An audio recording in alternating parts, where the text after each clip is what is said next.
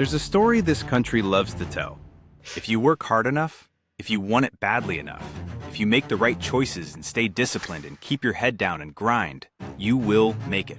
It's a clean story. It's a motivating story. It's also, if we're being honest, incomplete in a way that has caused a lot of people a lot of unnecessary pain. Because here's the thing nobody puts in the story. The kid who grew up in a house with a library, with two parents who went to college, in a neighborhood with a well-funded school, with a family network that could make one phone call and get him an internship. That kid and the kid who grew up without any of those things are both told the same story. Work hard, make good choices, success is yours. And then they wonder why the outcomes look so different. This video is not about telling you that nothing you do matters. It's not about handing you an excuse or a reason to give up. It is about asking a question that most people are too uncomfortable to ask honestly. How much of where you end up was already decided before you made a single choice? Because the answer is not zero, and pretending it is zero is not inspiring. It's just inaccurate. So how much of your success is prescriptive? Marcus grew up in a working-class household. His parents worked hard.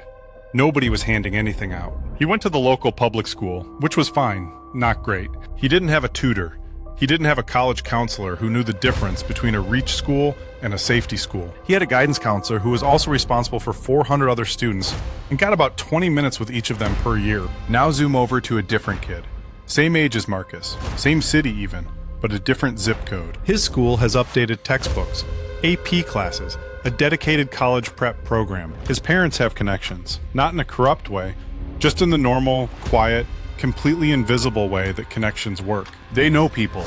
Those people know people. By the time this kid is applying to colleges, he has had 3 summers of structured experiences that look excellent on an application. Same city, different script. And this is not a rare situation.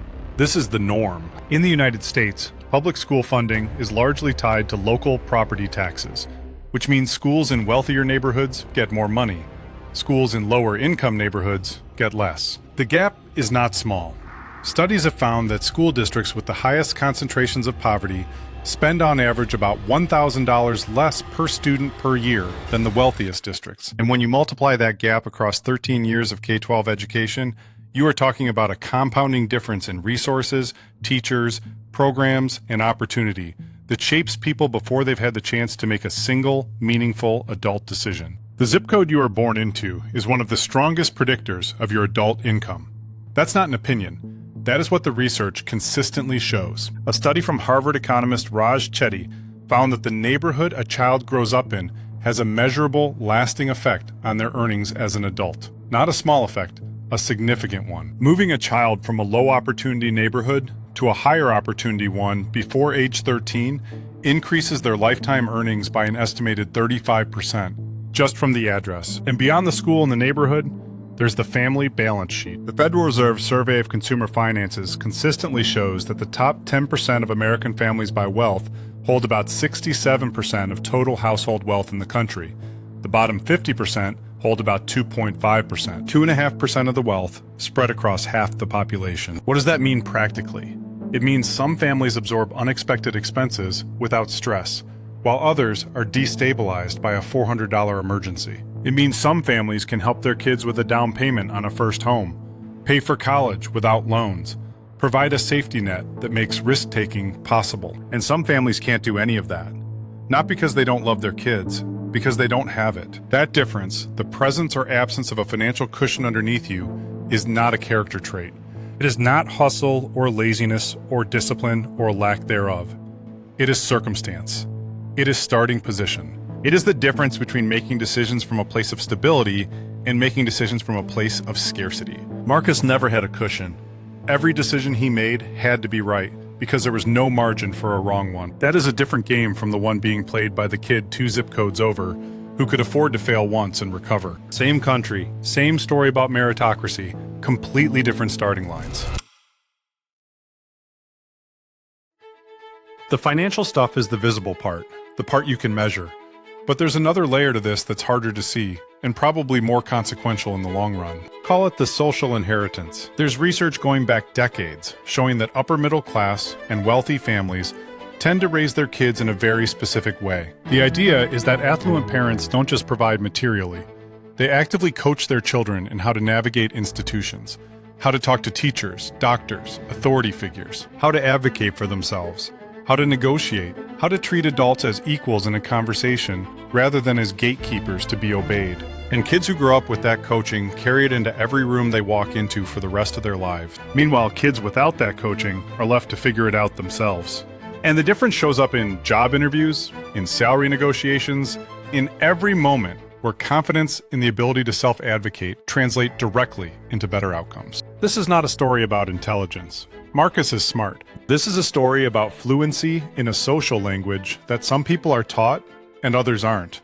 And then the people who weren't taught it are judged by whether or not they speak it. Then there's the network question. People like to say it's not what you know, it's who you know, usually as a cynical observation. But underneath that cliche is something real and documented. A 2019 study found that 70% of jobs are filled through networking, not through open applications, through connections, through someone knowing someone who mentioned an opening before it was ever posted. Now ask yourself, who has the stronger network? The kid whose parents are professionals, whose family friends include a lawyer, an accountant, a business owner, a department head somewhere? Or the kid whose parents work jobs that don't generate that kind of social capital? It's not a fair competition. And the unfairness is mostly invisible, which is what makes it so sticky. Because nobody looks at the person who got the job through a family connection and says that was structural advantage. They say he networked well.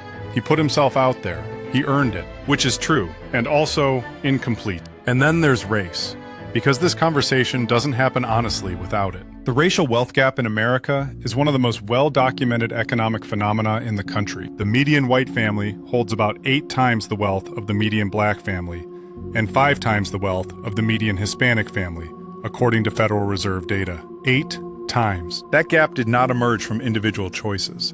It has roots in specific, documented policy decisions. Redlining, which systematically excluded black families from home ownership in neighborhoods that appreciated in value for decades. The GI Bill after World War II, which built the white middle class and largely excluded black veterans from its benefits. Generations of compounding exclusion from the wealth-building mechanisms that everyone now assumes were equally available. The point isn't guilt. The point is accuracy. When you understand where a gap comes from, you understand why telling everyone to just work harder isn't a solution. It's a deflection. Marcus is navigating a world where his starting position was shaped by forces that were in motion long before he was born. He didn't choose his zip code. He didn't choose his school. He didn't choose the social inheritance he received or didn't receive. He didn't choose the racial or class dynamics that shaped what doors were open and which ones were quietly closed. He just woke up inside a script that was already in progress and was told it was a blank page. Here's where this gets complicated. Because meritocracy is not entirely a lie. Effort matters. Decisions matter. People do overcome significant disadvantages and build genuinely good lives. That is real, and it deserves to be said clearly, not just as a footnote. But there's a difference between saying meritocracy is possible and saying meritocracy is the primary explanation for who succeeds and who doesn't. And the data on actual economic mobility in the United States makes the second claim very hard to defend. The US ranks near the bottom of developed nations when it comes to intergenerational economic mobility. That is, the measure of how likely you are to end up in a different income class than the one you were born into. Countries like Denmark, Canada, Germany, and Australia all have significantly higher rates of mobility than the United States. The land of opportunity ranks below the countries that don't brand themselves that way. A landmark study from Raj Chetty and colleagues found that a child born into the bottom 20% of income in the United States has about an 8% chance of making it to the top 20% as an adult. But it's also not a system where hard work reliably reshuffles the deck. Meanwhile, a child born into the top 20% has about a 60% chance of staying there. So the floor is sticky, and the ceiling is sticky. And the story that anyone can make it from one to the other through grit and discipline alone is, statistically, more exception than rule. None of this means the exceptions don't exist, or aren't worth celebrating. But it does mean that using the exceptions as proof that the system is fair is a logical stretch. You can't point to the people who escape the bottom quintile as evidence that the bottom quintile is escapable for everyone. Not when the numbers show that most people don't. And here's the part that really gets under your skin. The people who make it out are often held up as proof that the system works. Their success becomes the argument against examining the system, which is convenient for everyone who benefits from not examining it. Marcus has done the work. He studied. He graduated. He's trying. He is not at the bottom of any outcome measure by raw numbers, but he is also not where someone with his level of effort and intelligence would land if the field were actually level. And the distance between where he is and where he could be is not explained by what he did or didn't do. It's explained by the starting position he didn't choose. That's not victimhood. That's math.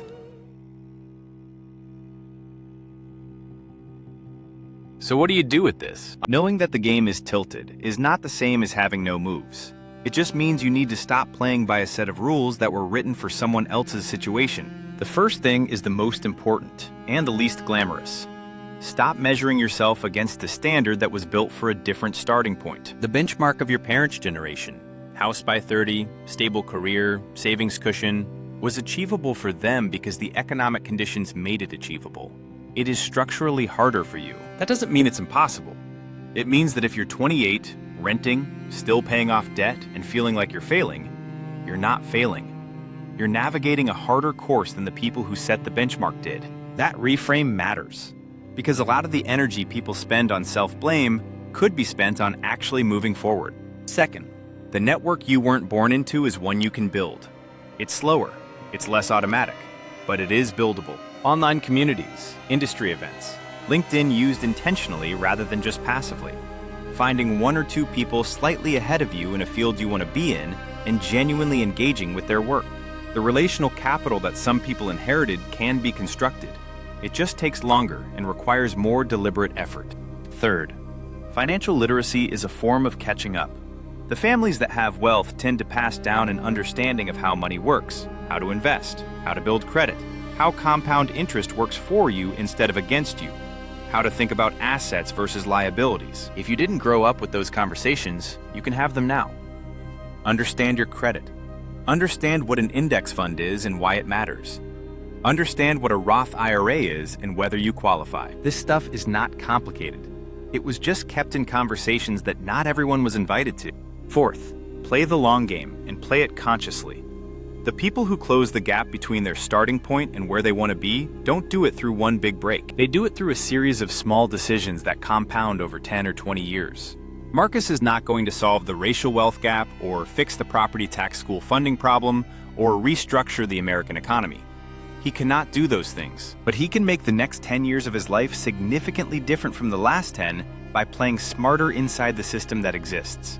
The most dangerous version of the meritocracy myth is not the one that makes you arrogant if you succeed. It's the one that makes you feel like a personal failure if you don't. That internalizing of systemic outcomes as individual shortcomings is one of the cruelest tricks the story pulls on the people who were dealt the hardest starting hands.